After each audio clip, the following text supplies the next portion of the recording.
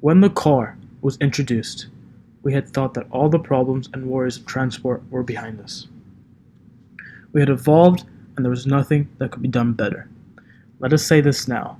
We are the new car. Through innovation, we have made life easy. No longer do we have to go buy a DVD, we have Netflix. No longer do we have to call taxi companies, we have Uber. No longer do we have to wait for hours on end for a sketchy Chinese takeout place. We have Foodpanda.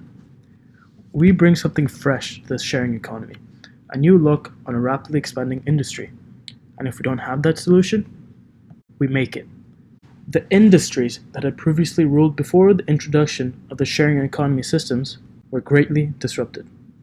A flexible business model tailored for innovators and entrepreneurs to take advantage of the greater resources, people, and scale available to those invested in a sharing economy system.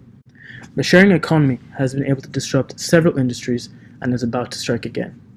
Airbnb averages 425,000 guests per night with more than 155 million guests staying per year, which is more than 22% more than Hilton worldwide, which has served 127 million guests.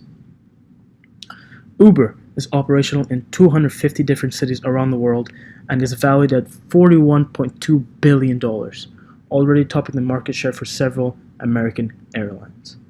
As of February 9th, 2018, Uber was valued at $71 billion, compared to the $14 billion of valuation in 2014.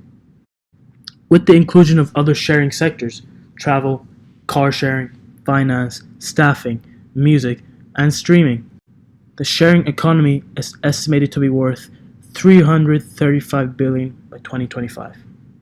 Airbnb and Uber are the main centers of attention in regards to the sharing economy, but the sharing economy is able to offer so much more. But it all can't be perfect, can it? What are the downsides? The fact that you are allowing someone into your home, into your car, and know your location is a concept that would have frightened our society barely 15 years ago. Security issues aside, the growth of businesses in the sharing economy are heavily dependent on word of mouth and trust. Traditional online marketing has significantly less impact on the decision of the buyer than in more conventional business models. Sales are dependent on family and friends promoting it. Due to this, quality customer service and convenience for the customer are and will be the cornerstones of Everice. Through the process of developing strong community, stringent review systems, and security measures, we have been able to overcome the obstacles that plague businesses in the sharing economy. So we have housing, car sharing, staffing, music, and streaming. What are we missing? Service. Service is a highly underutilized asset in the sharing economy. Cleaning, light repair, painting, moving, and more are supplied by service apps such as TaskRabbit, Zarly, and Cowdim. They offer laborers and skilled workers to list their skills on the app and link them to the buyers of the service. To specify, during the process of choosing the service for TaskRabbit, there were little to no images during the survey. The minimum amount of time for delivery was 1 hour, and people had to book specific times for their errands to be performed, using calendars that was linked to the errand runner, or rabbits as they are called. Furthermore, the errand runners are earning an hourly rate chosen by the errand runner, with TaskRabbit taking a percentage. TaskRabbit is currently in 20 plus cities in America. These include San Francisco Bay Area and Los Angeles. These large, high-density cities do not allow for fast and efficient travel. In comparison, one can travel the length of Singapore within the hour with car and public transport. We also give our rates based on an algorithm that we have created. Cowdim offers services similar to TaskRabbit, with the exception of offering running errands. They are offering their services in Philippines, Malaysia, Indonesia, and Singapore, our target market. We believe we will be able to fill this gap in the sharing economy sector of Singapore. Singapore itself is an international hotspot, and where the wealth gap is immense between the top and the bottom of the pay spectrum. The large supply of both rich businessmen, international school students, and corporations, and demand for side income from the middle class, cleaners, and low income makes Singapore an ideal market for a peer-to-peer service. These two companies personify the convenience of living in a first world, 21st century country. So what's still missing? Everice. Everice is missing. We ask the questions. What about the lunch I forgot at home? What about the gifts I forgot to give my girlfriend? What if I don't want to go back to the mall because I forgot the ketchup? What if I want to make money on the go? And why can't making money be easy? Convenience. We believe in a productive, inconvenience-free lifestyle. Focus on what matters in your life. Forgetting lunch, last-minute holiday purchases, and wasted time are no longer applicable to our users. Community.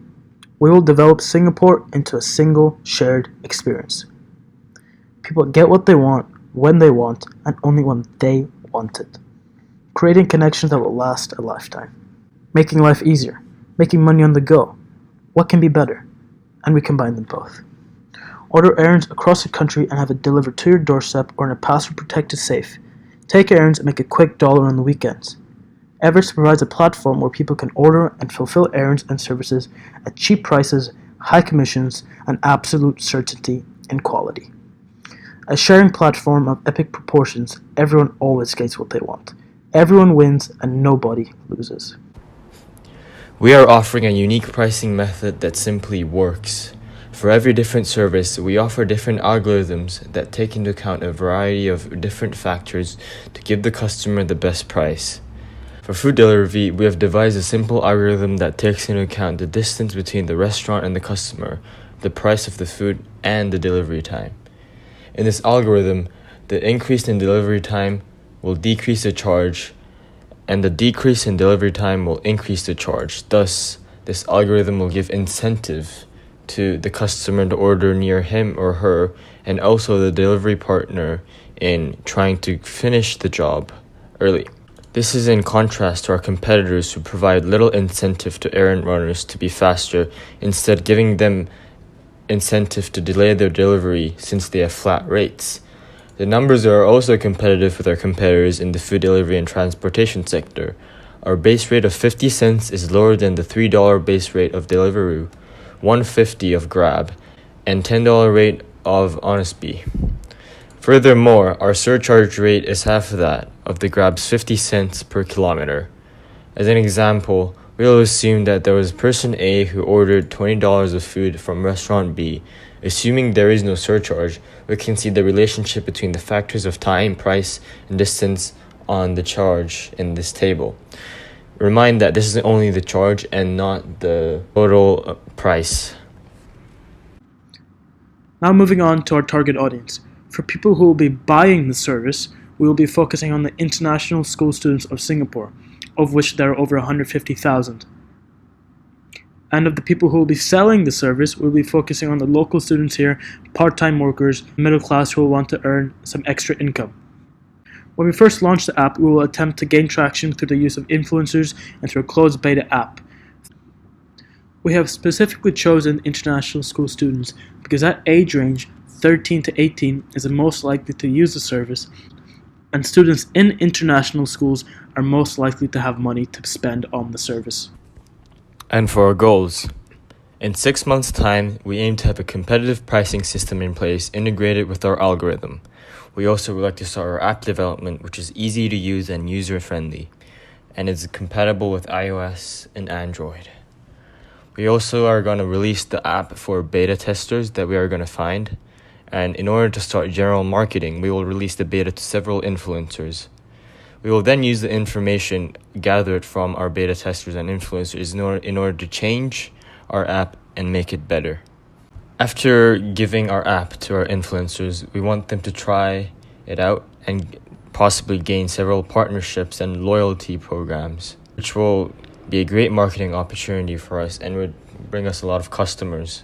Thus, by building a strong base infrastructure of marketing, we will be able to handle fast and exponential growth. In 1 year time, we would like to start our aggressive social media campaign and our word-of-mouth campaign. We call this network mobilization. The network mobilization campaign will be the first of many future events. During this event, we will be partnering with an organization that hosts big events around Singapore. These could include marathons, parties, the F1 event, and more. We would mobilize the new loyal errand runners on our network to provide services to our customers. The event itself would provide a list of tasks that they are willing to outsource to us. We will be offering special incentives to attend and provide for these events. These will include privileges to the event, increased commission for that day. These events will encourage spreading the word about our organization in a positive light and continue to build trust and sense of a community among our network. After the first event, which will happen after a year, we will be participating in as many as we are able to, thus increasing our influence around the community in Singapore. In 3 years' time, we are planning to connect our services to high-end stores such as Chanel, Louis Vuitton, Nike, Abercrombie, and etc. Not only that, but grocery stores such as Cold Storage and Fair Price. We'll be providing video streaming directly from the store to our app as a new feature. The customer will be able to connect to one of our runners and shop with a camera from them. Access to these services will only be available to our customers of the store provided by the store itself. The live stream will be directed by the customer through the service partner's device. This is the next level of internet shopping. The product, if purchased, will then be picked up by one of our runners close to the area and be delivered to the customer in the same day. And for our user interface, this is one of our basic design prototype for our easy-to-use app. Firstly, we can see the homepage of our app, simple yet meaningful. Starting from the top, we have our Everice logo, followed by a search bar for customers who are already familiar with our app. We then see two boxes, task and service. Users who would like to earn a quick buck would click task, and persons who want a service would click service. At the bottom of the page, we see 5 icons: the home, history, promotions, help, and profile. These controls will be explained further later in the summit. Now, if the user clicked on service, they would see something like this in the middle, with clean and easy big buttons with different service categories ranging from food delivery, errands, grocery shopping, and even retail shopping. After the user clicked on one of the services, they would see something like this on the right side. They would have to put the location and the drop-off location of the service. In this case, this is the food delivery service. The user has the ability to add additional notes and information for different services so that they get what they need. After clicking request, the user would then see a screen similar to the one on the right. The user will be able to see the runner's information and payment amount, as well as the distance and time of his or her order. My name is Hide, and together with 2 of my friends, Ibrahim and Justin, we are going to change the world.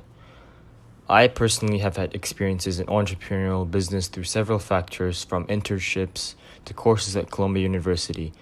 I've always had a strong desire to start up a company, and the summit has been a great opportunity for my friends and I. I'll mainly be managing the finances and operations, but all of us aim to work interconnectedly. Ibrahim Sobhan will be managing marketing and operations in conjunction with me. He has taken experiences working for his family's business and has aspirations to start his own company away from his family from a young age. He has taken courses at INSEAD and will be working in conjunction with our primary operations manager, Justin Collins. Justin Collins is a Division I soccer player and is familiar with being hungry for success. He has aided his father in multiple ventures and is well versed in stock trading. Being the primary operations manager, he makes sure everything is running smoothly. All of us own equal shares in a company, and we all have equal titles.